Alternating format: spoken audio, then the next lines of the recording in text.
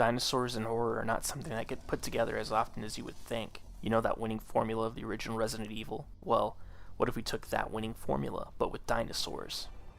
I had heard of this game often growing up. I mainly played Turok and King Kong to get my dino fix in video games, so a dino horror game was something I wanted to play really badly.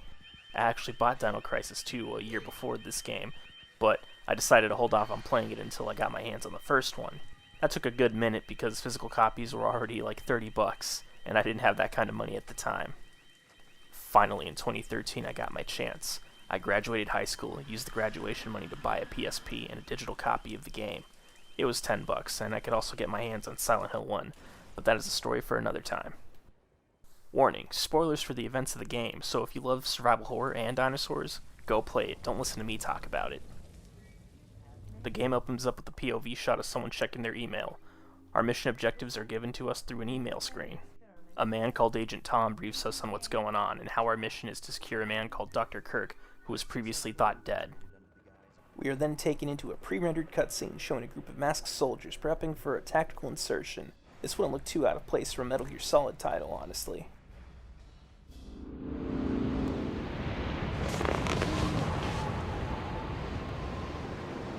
Sorry I'm late. It's time. Let's move out.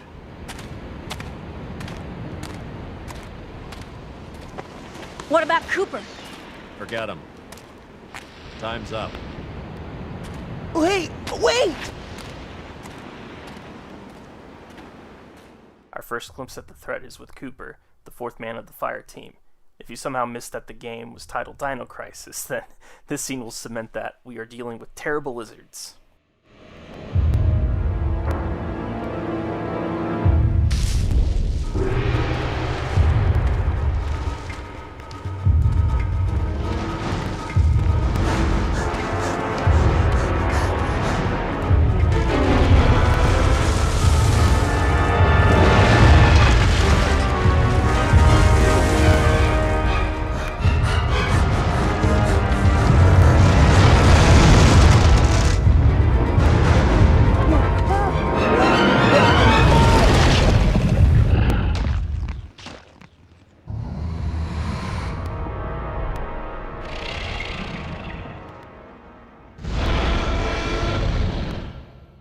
If I had a nickel for every time a Cooper got eaten by a large carnivorous dinosaur, I'd have 2 nickels, which isn't a lot, but it's weird that it happened twice. Our team of agents, Gale, Rick, and Regina, enter the facility. Their assortment of weapons is rather interesting. Gale, the leader, has a modified full auto AR minus the stock. I'm guessing for close quarters, but he isn't packing a silencer for this snatch and grab mission. I'm assuming it fires 5.56 ammunition. Rick, the computer specialist, is armed with an FN-FAL. This battle rifle would be ideal for long-range encounters, but still be maneuverable as an indoor firearm. Barely. Probably uses 7.62 by 51mm. Still no silencer for this stealth mission. Regina, the weapons specialist, has a 9mm Glock pistol. Kinda tragic that they only gave her a pistol. You would think they'd give her a submachine gun or a shotgun. Anyways, there's signs of carnage inside the facility. Gale notices that there's blood on the ground and spent casings from the guards shooting at something. The brass is still warm. These guards were shooting at something very recently. So who were they fighting? This wasn't much of a fight. I don't think these guards hit anything before getting sliced and diced. Alongside the scene of the carnage is a gaping hole in the fence. Outside of that scene from Cooper being eaten and the title of the game, the opening of the game is rather coy with its build-up to the prehistoric terror.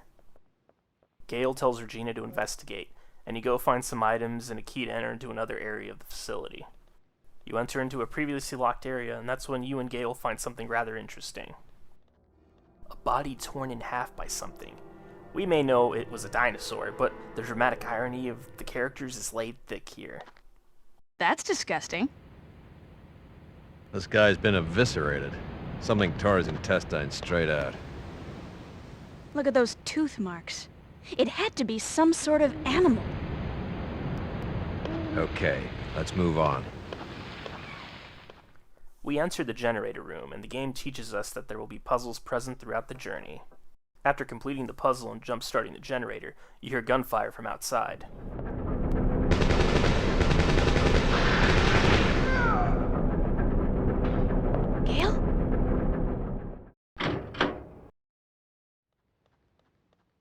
Going outside, you find that Gale is gone, but something else is in the area with you, hunting you. A Jurassic Park-style Velociraptor. You learn quickly from this encounter one of two things: fight or flight. I chose to fight and shot at the Jurassic Park reject. Speaking of Jurassic Park, you ever notice how outside of the main intro, none of the dinosaurs in the Jurassic Park trilogy get shot and killed by people? As a kid, I didn't really notice that, but as a teenager, I did. Dino Crisis scratched the itch I had for armed characters to actually have the ability to fight back without the contrivances of losing your gun or the animal being magically invulnerable. If you didn't stop to fight the dinosaur, there's a really cool cutscene that plays when you run away from it into the next area.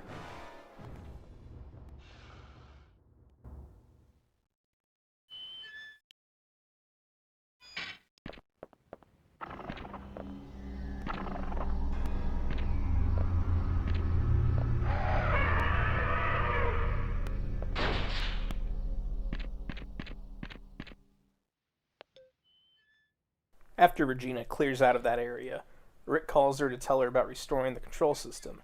Regina informs him on the dinosaur that attacked her and Gale. Rick thinks she's pulling his leg until Regina berates him for not believing her. Rick changes his tone and tells her to meet him at the control room. You enter into the facility proper and come across a hallway similar to the one found in the Spencer mansion, where the dogs bust through the windows. The game teases this too when you come to the corner. A raptor is heard and Regina readies her pistol. A moment passes and nothing happens. You come to a dead end with the laser grid blocking your path, but Regina spots a ventilation shaft that she enters into.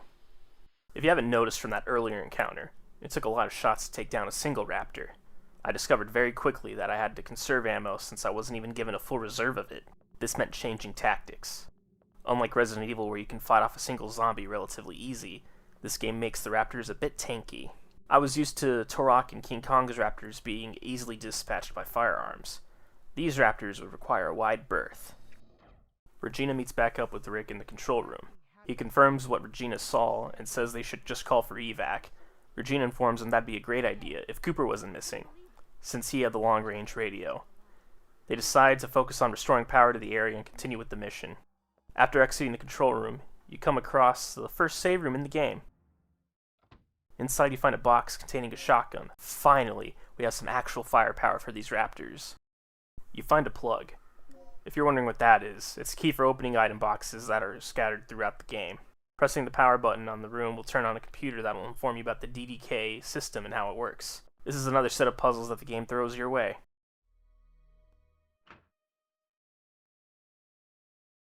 At this point, Rick grants you the ability to mess with the laser shutters. This will come in handy when dealing with the raptors. Of course, it's not all of the shutters. There'll still be ones that you'll need to get access to later. There's a trick with the raptors. Sometimes they will play dead. If you want to find out quickly, look slightly away and Regina will turn her head towards the raptor if it's alive. Aim and she'll point in the direction of the dinosaur. And sometimes it'll just be sleeping. Oh, and if you didn't kill that raptor in the hallway, the game teaches you another lesson. They can open doors.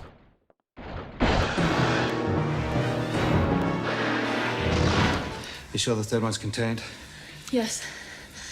Unless they figured out how to open doors.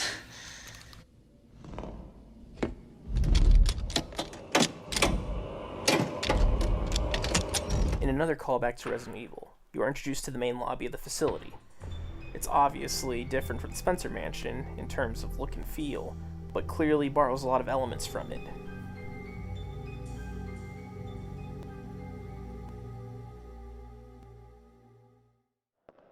Going upstairs, you get more items to further progress. You'll find anesthetic darts, which means tranquilizers. Alongside this, you'll find things like anesthetic aids and multipliers to affect not only darts, but also health packs and other items. Speaking of the health system, you do not get a health bar or a menu to show your status. You have to observe how Regina walks. If she starts limping, then it's time to heal. If she starts bleeding, then the health packs won't stop the bleeding. Homeostats will solve the bleeding problem instead. Oh, and the raptors can follow you through doors if you're bleeding, so keep that in mind. Since the team lost long-range radio support from Cooper, you find the antenna room, but you need a key to activate it. You also find a file that reminds you of the DDK password system. While I got the shotgun, I didn't have ammo yet, but messing around in the weapons menu, I learned something. The tranq darts I found can be used with the shotgun. This adds another dimension to fighting the dinosaurs. Putting them in nap time allows you to save ammo and make a quick getaway. The locker inside of the bar nabs you an upgrade for your pistol. The upgrade allows you to use the stronger 40 Smith & Wesson caliber bullets. Once you leave this room, there's a door at the DDK. You enter in with the password and you find an injured survivor in the chief's room. He asks if you're with the rescue team and Regina lies that she is. He gives you a special key with the word on it. It's similar to the key that you found in the first save room. The trick is that the letters are actually numbers. This will open the safe that's in the chief's room with you. Immediately after you get that key card and walk away, a cutscene triggers. Oh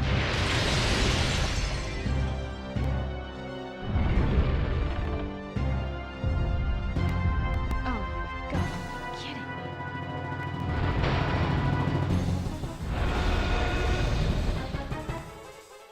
This scene made me drop my PSP from the jump scare. Too bad he wants seconds and he lunges for Regina. Escaping isn't impossible, but touching him will cause injury and that bite will be an insta-kill. After escaping, I come across a raptor. I use the shotgun with regular shells, but quickly learn that it doesn't put them down fast enough, and I pay dearly for that.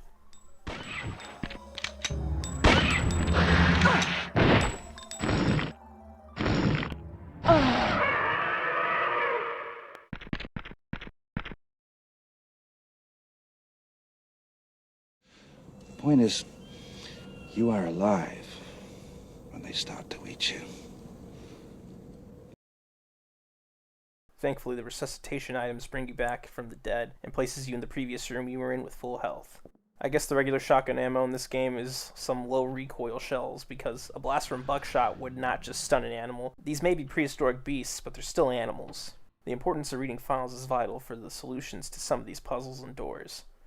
Otherwise, you'll run around like a headless chicken. Friendly reminder that just because an area is clear doesn't mean that you're safe. Raptors will sometimes randomly enter into the area. There are times where you will get directions on where to go next, but always explore even if you don't feel like it matters much. There's also maps to be found and boxes to be moved and files to be read, so be mindful of the environment. Okay, seriously, this game might have one of the weakest baseline shotguns. I guess they really wanted to make those tranq darts shine though. Regina finds a key, but is attacked by a raptor in the vents.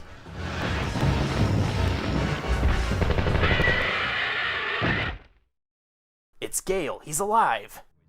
Regina briefs him on the situation and he goes to meet up with Rick. Progressing further, you turn on the generator and go back through the office hallway. Remember how I mentioned that the hallway felt like a callback to RE1? Well...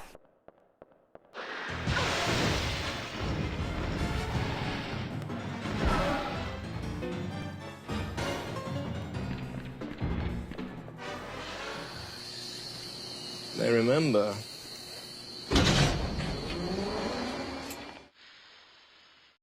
Making it back to the control room, the plot thickens. Gale notices a possible survivor in the basement of the facility, while the team gets a distress signal from a teammate. The tension rises between Gale and Rick, and you have to choose between the two on what approach is best. For my first playthrough, I chose to follow Rick's path and save our comrade. I rushed along the heliport when a new enemy was introduced. Pteranodons.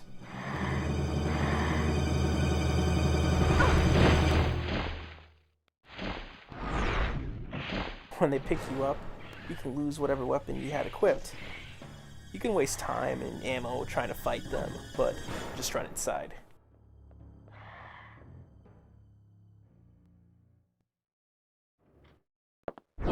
Tom! You find Agent Tom, who's grievously wounded. He mutters something about Dr. Kirk's experiment, not being about energy and passing out, but not before giving you a key item. Going back outside, you have to deal with those pterosaurs. That large fan gives me an idea of what to do. The pipe puzzle reactivates the fans. I feel like this game should be called Puzzle Crisis Dino Edition. There are just so many puzzles to tackle in this game. 1, 2, 3, 4. Okay, Charlie.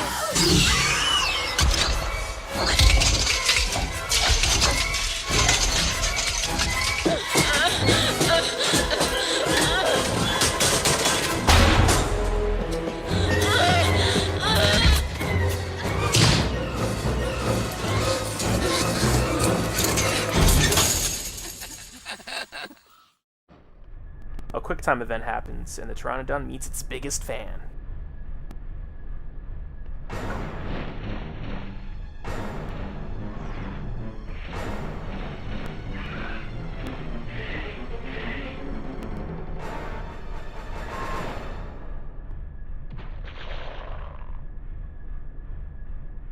Rick, Regina, and Tom make it to the freight elevator. Rick confirms that he isn't crazy and that these are dinosaurs. Regina assures him that this is reality. This is just like that movie.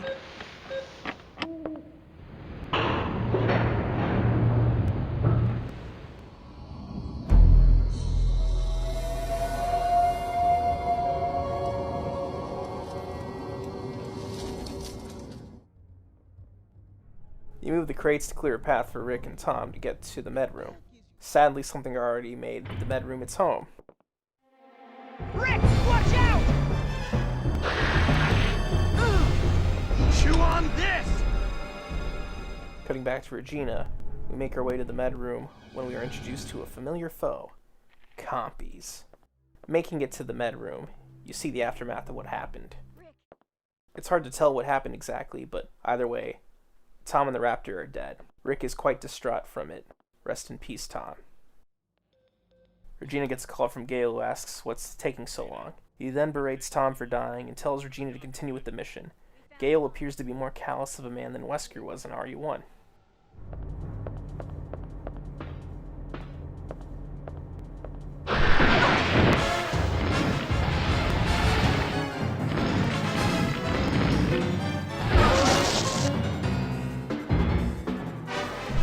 Who wants fried dino? Must taste like chicken.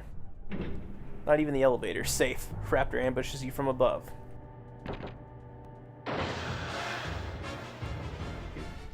You run around this floor looking for key items, and whoever the survivor on this floor was. For a minute I was lost running around. You can go back to the control room and talk to Rick, who's still clearly distraught from Tom's death. Once I did learn what I needed to do, I found the survivor inside of a gas room. There's a trick to neutralizing the gas to save him. You reach the survivor, and he gives you a key chip, but sadly he succumbs to his wounds.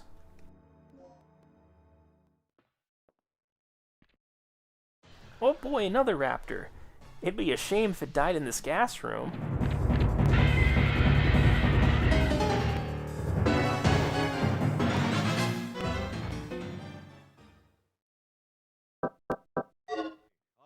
Regina gets both key cards, but needs help, so she calls Gale. It was at this point that the DDKs started to not make much sense to me, and I had to look up the answers. Pretty light show inside the doctor's lab. Much spectacle, much ominous. I hope you find the stock behind that box. Warning. The emergency system has been activated. Emergency lockdown in progress. An alarm is triggered and you're trapped in the computer room. This puzzle to unlock it is a pain in the butt. Align the shapes and the spaces just right to match the sample piece. Another major choice is given, and you have to choose between Rick and Gale's plan. I chose Rick, as it meant saving ammo and resources. The puzzle for this is a memory game, and you gotta match those cards with how they appear. After getting through the emergency hatch, you find Dr. Kirk. Gale reaches the both of you, and a tense exchange ensues. Gale then hints at unfinished business he will take care of, after he drops off Kirk with Rick. I'm sensing some very Wesker intentions. You make it back to the communications room to activate the antenna and communicate with the chopper for evac.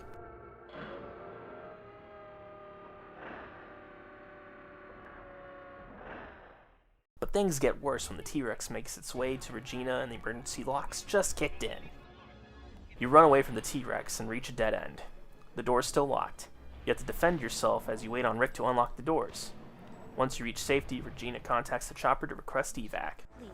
Scrub the initial plans and pick us up at the heliport immediately. The heliport. This entire island's a bloodbath. The only survivor not on the team is the doctor. I'll give you the details later. Just get back here and pick us up ASAP. Roger, I'm on my way. A tense race to the heliport ensues. Adding to the tension of this, race to the heliport is the fact that when you're running down this corridor, a raptor will jump down and start chasing you. And you could fight it, but that'll just waste time. And then another raptor, and it's like, whoa, you got two raptors chasing after you. And the tension's just so thick you can cut it with a butter knife. It's perfection. Along the way you find the grenade launcher. Finally, you can be accurate to the Jurassic Park novel. You okay, Regina? Where's Gale?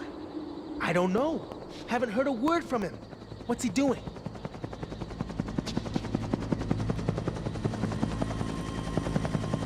Finally. You know, I had a really bad feeling about this mission. All things considered, it could have been a lot worse.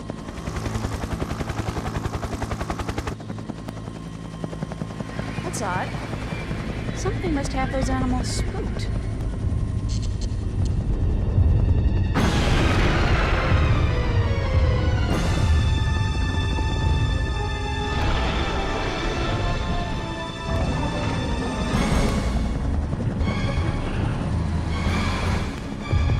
What is that?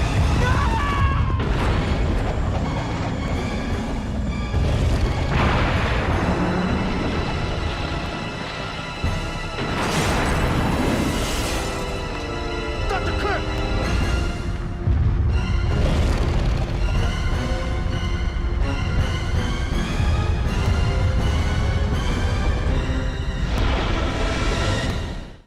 Regina makes it to the heliport, but she isn't the only one to crash the party. You could use the grenade launcher to fight the T-Rex, but that's a waste of ammo. Running around the chopper, you know, that's your best strategy. Rick finally uses his gun, and you can make a mad dash for the escape. We're screwed. The chopper's history. How are we gonna get out of here? Calm down. We'll just have to find another way. Ma, come off it. You're never this positive. What happened? Things seem pretty grim for our team. Chopper's gone, Gale and the Doc are missing. What are our protagonists to do? This moment really solidified my love for Regina. She kept her cool even in the face of impending doom and dwindling resources. Most importantly, she kept hope from this Pandora's box of a situation.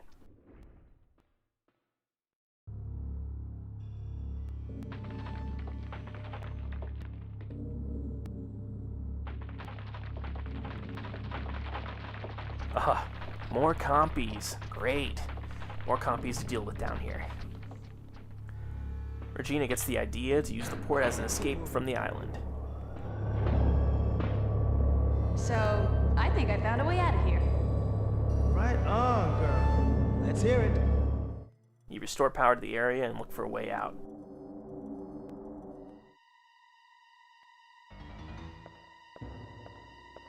Oh hey, here comes a new challenger!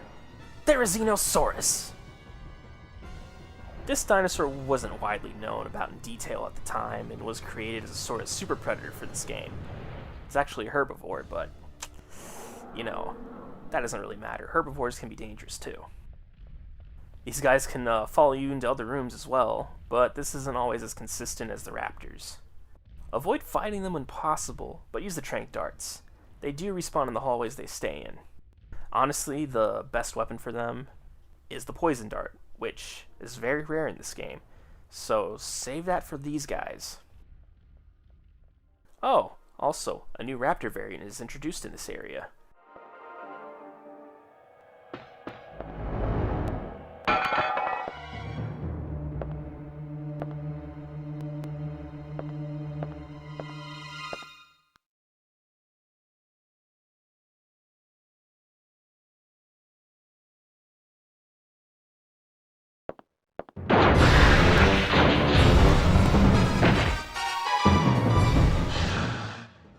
Blue variant, not to be confused with Blue the Velociraptor from Jurassic World. They tank so much more hits than those earlier raptor variants, and those slag rounds are highly recommended when facing them. If you're wondering what the slag rounds are, they are probably mistranslated slug rounds, and slug rounds are what they used in Jurassic Park. You meet Gale again, and he's still on the lookout for Dr. Kirk. Gale! Yeah. Well, at least Kirk's running out of places to hide.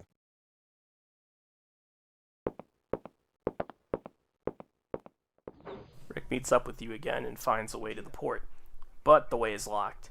Then you overhear a radio convo from some survivors. They have the key to the port but are being chased by a dino. You make it to the elevator, but the T-Rex has revealed itself. Boss battle time. Just kidding, that problem takes care of itself.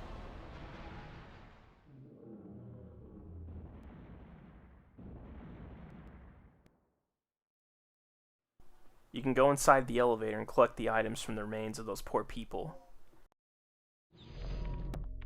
Think fast. You get your hands on the key and you give it to Rick, and he opens the doorway. Yes. But there's another problem. What is that? A vortex blocks your path. This could be a problem. This vortex must be the side effect of the third energy experiment.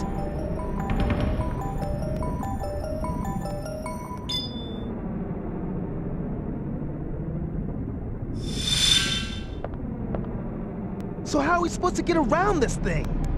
Either we find a way or we both end up as dino droppings. Not funny. Okay, I'll pull up any relevant data on the computer. Regina, you search around for any possible clues or leads.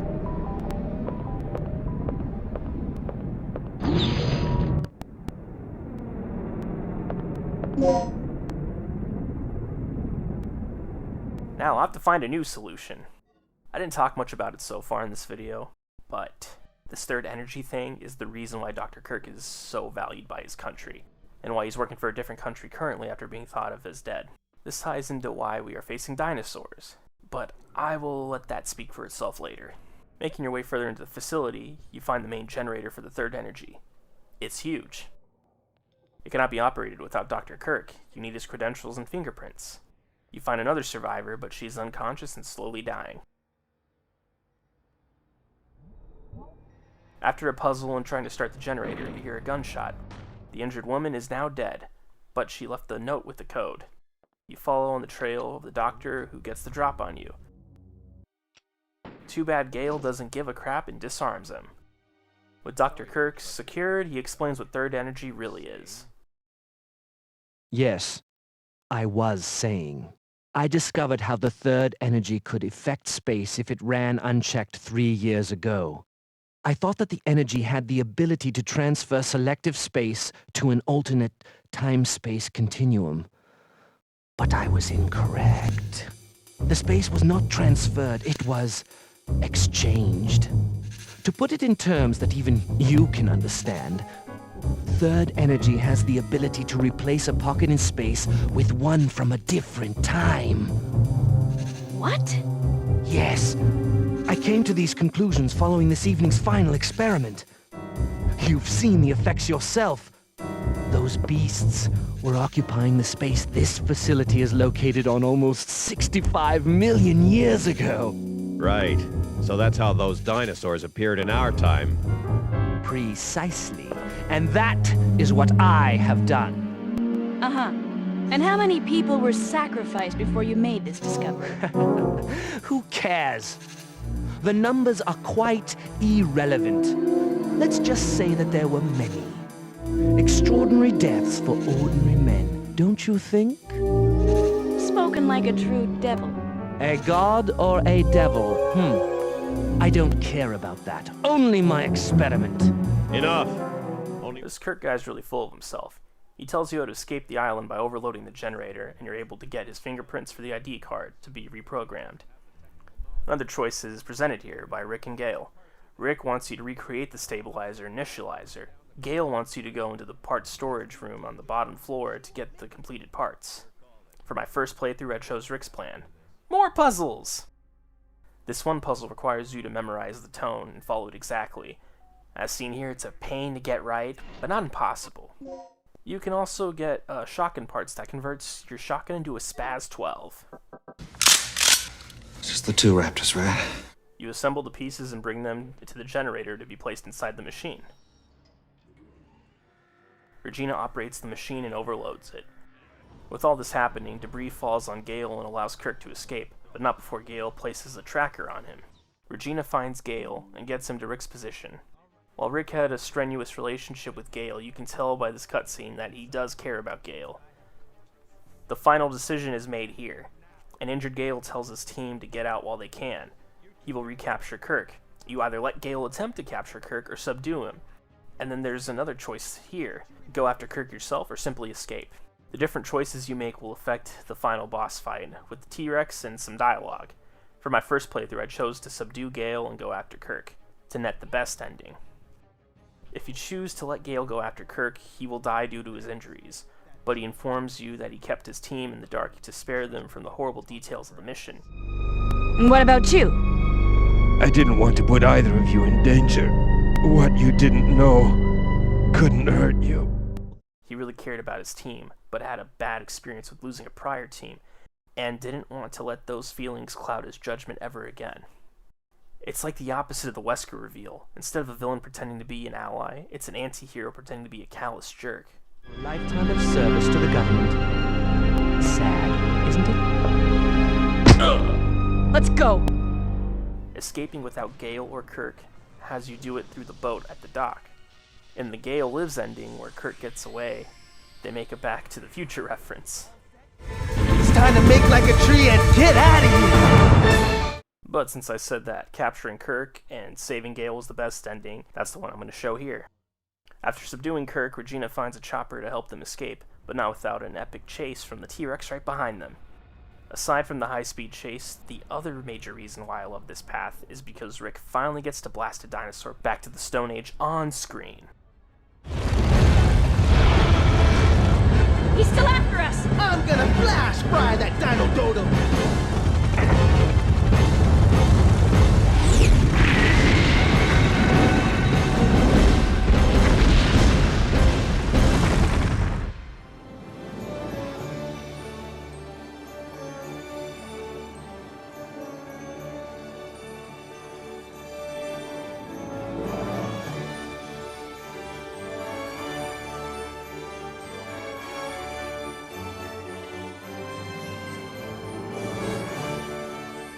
After the credits, you get debriefed and informed of your progress, and are told to replay the game to get more stuff.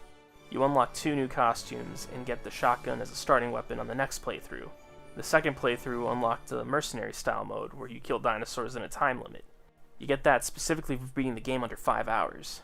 You also unlock a cavewoman outfit, and get to start the game with a grenade launcher for the third playthrough. Oh, also, that cavewoman outfit, it makes all the guns look like primitive sticks and bones. Like the stock on the shotgun is now a snake. Something was weird about my third playthrough. There was much larger abundance of ammo than in the previous 2 playthroughs.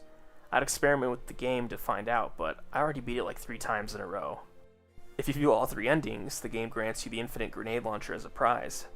I played the game back to back, so I think I'll save that for my next playthrough in like a year or 2. I hope that Dino Crisis gets a remake or continuation in the future. It's currently stuck on PS1 and PS3. And with the PS3 version being the digital online store, we almost lost that store from Sony, wanting to shut it down. I hope they re-release this game on current-gen hardware. But I digress. This game scratches an itch that I feel isn't really done by other games with dinosaurs. It doesn't go crazy balls-to-walls action of Turok or the weaponless approach of Jurassic World Aftermath. You aren't completely defenseless, but fighting can be a bigger chore than it's worth. This makes me hopeful that we continue to see diversity of gameplay for dinosaur titles in the future. Speaking of which, I almost shelved doing this video until I saw the Jurassic Park Survival at the Game Awards. It makes me hopeful to see how they tackle dinosaurs in horror. Capcom, please give us that Dino Crisis remake. If not, then... That's disgusting.